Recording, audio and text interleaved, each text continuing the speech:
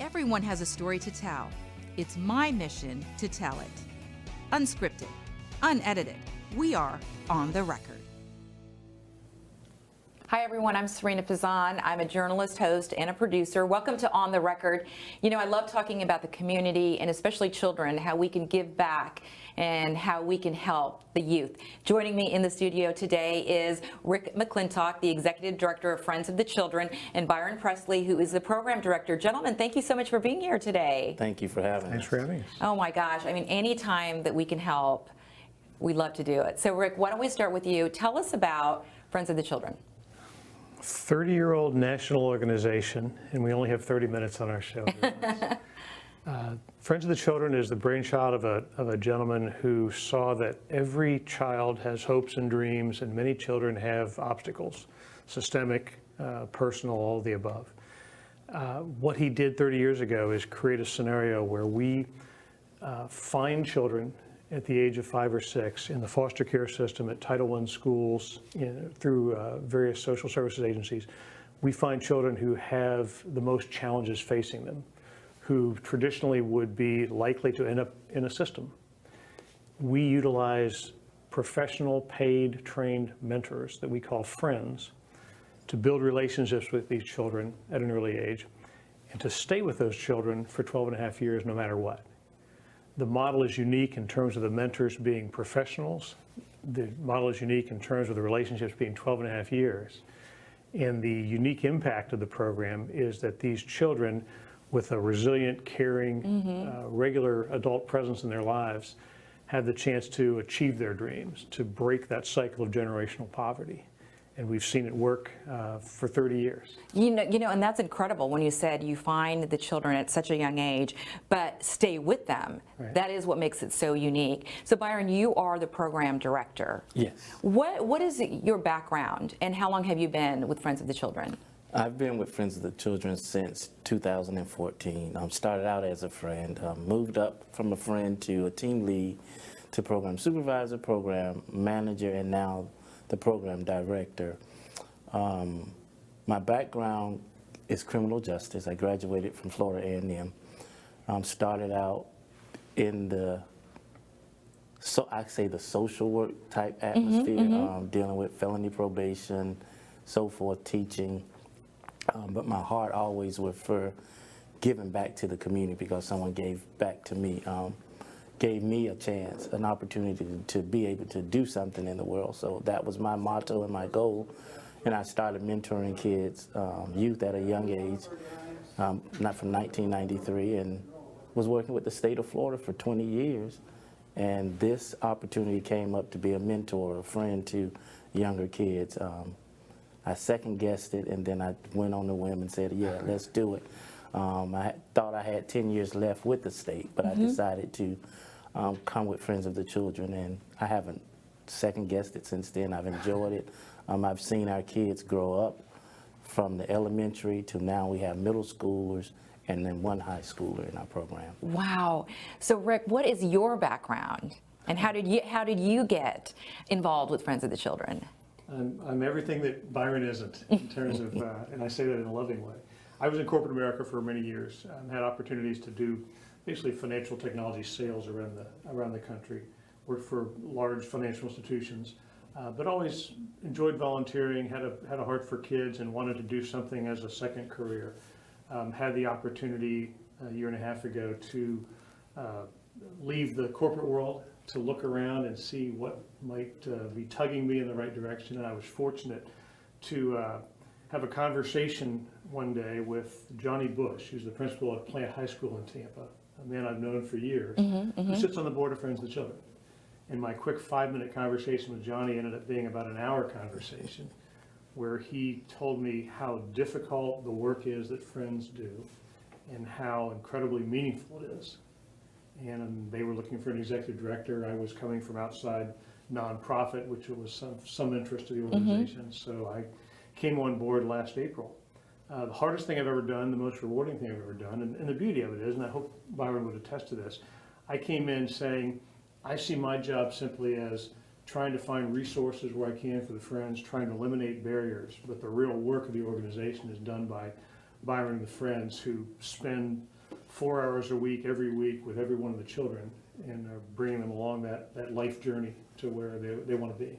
Wow. So, you know, Byron, going back to you when you said that people gave back to you, and of course we're going to talk more about the organization. How did someone help you all those years ago? Well, growing up in the projects, you can say that there were the big brother, big sister, but that big brother, big sister wasn't enough for me. So you had people locally in the community or at the church I attended, they became more of a mentor, and so a role model.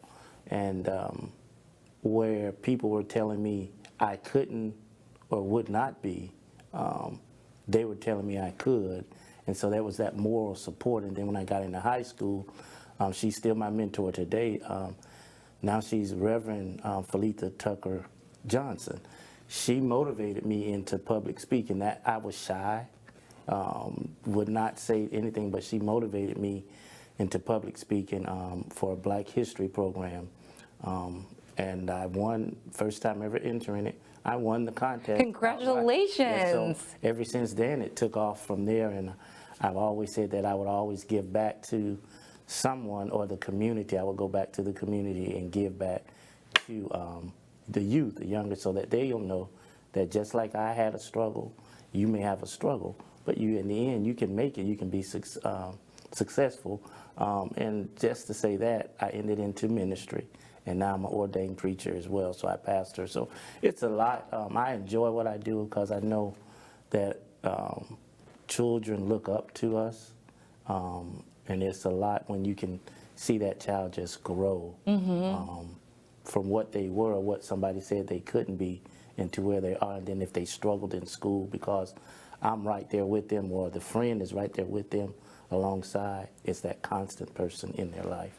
And that makes a big difference. Yeah, you're walking proof of it. I mean, you're walking proof. Yes. I would like to, you guys shared a video with us. So why don't we play the video now, and then we'll talk more about Friends of the Children. But let's play the video. Danica in my life, it's just always a delight to be with Danica. Like, she never provides a dull moment ever. She's super vivacious, she's energetic, she has a lot of attitude, you know, she has her own way of thinking. I love her. That's my baby. We spend 4 hours a week with the youth. We stay with them 12 and a half years no matter what. And so that's basically kindergarten or 4 to 6 years old until they graduate high school. The first meeting, it was like getting to know, like, you know, the first day of school. But she was very open and willing to, you know, converse and get to know me as I got to know her. So it was a lot of fun. It made me happy when Miss Brianna picked me up from school and she took me to the park. We like to play red light, green light, and we like to play hide and seek. Danica is now in the 2nd grade. And so on the first day of school, you know, her mom and dad dropped them off to school, and I got a call in the middle of the day, and her mom was like, her dad passed out, and so they were rushing back to the hospital. She called me later on that afternoon and said, Miss Brianna, he passed. Could you bring the kids home? And then, you know, I don't know how to go about telling them. I don't know how to go about, you know, informing them about the situation. And so I was like, you know, whatever you need, I'm here for you. Brianna was there when I found out. I went in my room and started crying, and she come in there and helped me. She didn't say anything, she just pat me on the back. She was helping me through a tough time. With that, you know, she really helped me. She calls, she talks, she asks me, you know, if there's anything wrong. She's always been that person that I know I can call in any situation. If I'm feeling bad, if I'm feeling sad, if I just want to cry, I know I can call Miss Brianna. Oh my gosh, that was such a moving video. I mean, it brings you near tears. You look like you're near tears, like watching it again. So we know Brianna and Danica very well. Yes. So, you know, and that's just one story. Sure. That's what, you know, you were sharing with me before. So talk to me a little bit about that video and why you feel it is so powerful. Clearly it is. So we grew out of an organization 8 years ago and have a cohort of kids who are middle schoolers. But we realized a few years ago, prior to my time, that there was a secondary approach to our model, which was to partner with Title I schools. So we built a partnership with Foster Elementary School in Tampa, and found 13 more kids who were perfect matches for the work we do. Hired Brianna, who had been a substitute teacher at the time. Wow. And Brianna began to build this relationship not just with 8 little girls who were 5 and 6 years old, but with their families and with Foster Elementary School. Became an enormous part of their life. She's just a joy to be around. She's a wonderful human being, but she's also become very quickly an integral part of these children's families. And again, Danica is in 2nd grade. They've known each other for almost 2 years now, so not any longer than that. But this is a child who has faced lots of trauma and challenges in her life, as was her family, and she lost her father to COVID last year. Oh, she's bless her just had heart. a very difficult scenario. And the beauty of Friends of the Children, I think, as you saw from that video, was that not only does Danica but her mom have a relationship with Brianna where she's a trusted partner of their family, a part of their family, an advocate for their family.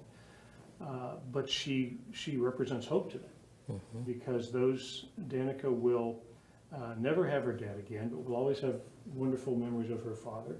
And she has her mother, and she has Brianna in her life as her adult figures to keep her going, to continue teaching her life lessons and such. So Brianna's, all of our friends are special, but Brianna's special. Yeah. Gosh, you know, I have so many questions. One of the questions that immediately came to mind is, I know you find these kids when they're very young. How do you find them, though? Do the schools help identify the children that need help, or how does that process work? Well, we actually go into the school system and literally observe 4 to 6 weeks of the entire classroom. Wow. And then we will collaborate with the teachers in the classroom to see what youth or what child would need more, help or assistance. And we kind of focus on them more, but we still look at the entire classroom, and we sit and we just observe, take notes mentally, because we don't use any pad or pencil, because we don't want the kids to see us, taking notes. So we just physically 4 to 6 weeks we're in the classroom setting. We go to lunch with them. And then once we decide the youth that we would like to select for our program, we meet with the teacher, the parent, the principal, and we all come together and we explain to them what our program can offer. We're that one person or that one adult who's consistent in that child's life, 4 hours a week, 2 hours in the school, and then 2 hours out in the community doing different type of outings to help promote education or to help them even be successful in life. Wow. Okay, hold that. It's important to note, because the populations we're looking into to find children, there is no shortage of trauma, of poverty, of homelessness, of issues. But we're genuinely trying with the best of intentions to find those children who have kind of been through the most, who can most benefit from having someone come into their life. So we're not stacking the deck to be successful. We're intentionally trying to find those children who are going to most benefit from the work we do. We'll hold that thought, because we're going to go to a commercial break, and I would love to discuss more on how these children are selected. Just such a fascinating process. Okay, stay with us, everyone. We'll be right back. I'm Serena Fazan, a journalist, producer, and podcast host. With a background in television news, I know how much time and talent it takes to produce a broadcast quality production. But no more. Red House Streaming offers a simple, cost-effective method for capturing live action and streaming it in real time to YouTube, Facebook, or any other website. From single camera shoots or multi-camera productions, conventional or virtual sets, and from the state-of-the-art Red House Streaming Studios to remote locations, the professional crew at Red House Streaming, backed by the technology and reputation of CP Communications, allows you to produce more content at a lower cost and with little to no engineering required. That's why my podcast, On the Record with Serena Fazan, is streamed live from the Red House Streaming Studios each week. Contact Red House Streaming today at 800-762-4254 or online at cpcoms.com to learn more. I'll see you in the studio. At Precision, our mission is more than fixing broken garage doors. I think it looks great. And selling new ones. It looks amazing. We aim to help those in need and to honor and lift up those who are making a difference. Thank you so much. Through our outreach program called Opening Doors in Our Community. People like Steve Chamberlain, who is fitting kids with prosthetic legs. The people I've met, the families, we've changed so many lives. Or members of the military. I'm the airman. Oh boy, and I'm the Army. Like Frank Elliott. We're teamwork, right? Exactly, That's why we're here for you today. We appreciate that. Yeah, we appreciate you. And of course, the people on the front lines during COVID, like Jessica, an ER nurse. At Precision, we want to thank everyday heroes for all you do. It was an honor to help you, and together, we are opening doors in our community. Hi, everyone. Welcome back to On the Record. We're talking about a wonderful nonprofit organization today, Friends of the Children. We have Rick McClintock here, who's the executive director, and Byron Pressley, who is the program director. And we were talking before the break on, wow, 4 to 6 weeks in a classroom where you observe children. What age? Is it kindergarten? Is it first grade? What grade do you go into? Kindergarten. We started the kindergarten class, and then once we picked them out of kindergarten, we actually meet. We go over a behavioral chart to see where they fall, and then their needs, where they fall at. And that's how we determine the youth that we feel that will be, we could show success with them. And then we assign them their friends, and then we have a meeting with the parents. And from the parents, meeting with the parents, introducing normally the executive director, myself, along with the friend. They meet, and then the friend and the parent, they set up times and days for the friend to come and get the youth, and they start building that relationship. That's amazing. And this organization, as you said, Rick, earlier in the show, is a national organization. It is. So how many children, though, are selected, or how many children can be selected locally? So, great question. There are now officially 25 chapters around the country. We started in Portland, Oregon. And you'd go to cities like Portland, New York, Klamath Falls. We have chapters that have dozens of friends and hundreds of children. In Tampa, we have eight friends now and 55 children. So we are striving to put ourselves better on the map here. We're striving to gain more financial footing because we see great opportunities for growth. We talked earlier about the fact that the greatest value, the benefit of Friends of the Children, frankly, is also the biggest barrier to growth, because we're selecting a child and a family, building a relationship, and committing to them for 12 years. No one funds nonprofits for 12 years. So I want people to embrace that. That they are committed to children for 12 years, right? 12 years. Wow. Okay, so please continue. Please continue. So again, the greatest gift we give to these children is also the most difficult attribute of our fundraising model. We're going to families and saying, we're going to build a relationship with you and your child. We're going to advocate for that child. We're going to teach life skills to that child. We're going to share in their hopes and dreams, their challenges, their traumas. But at the end of that 12 and a half years, this child has an 83% chance of having broken that cycle of generational poverty. So when you said 83% chance, I mean, were you being serious? Are those the statistics I'm actually that it show? being semi-serious. We are very much data hounds. Again, if you're going to seek a 12-year investment from an investor, you better have a good story to tell. And so our organization has a 30-year history of documenting every interaction we have with a child, documenting what work is done on healthy behaviors, on decision making, on problem solving, on hope, on the core assets, if you will, that we think help children achieve their goals. But we document those interactions. We measure that activity. We measure that progress. We do that daily, weekly, monthly. We do it in comparison to all of other chapters.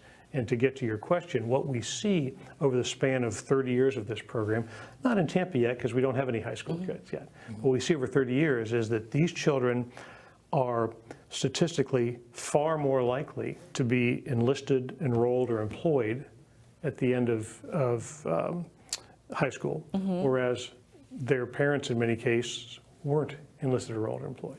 They are in 97% of the cases not having babies when they're teenagers, when over half of these children were born to teenage parents.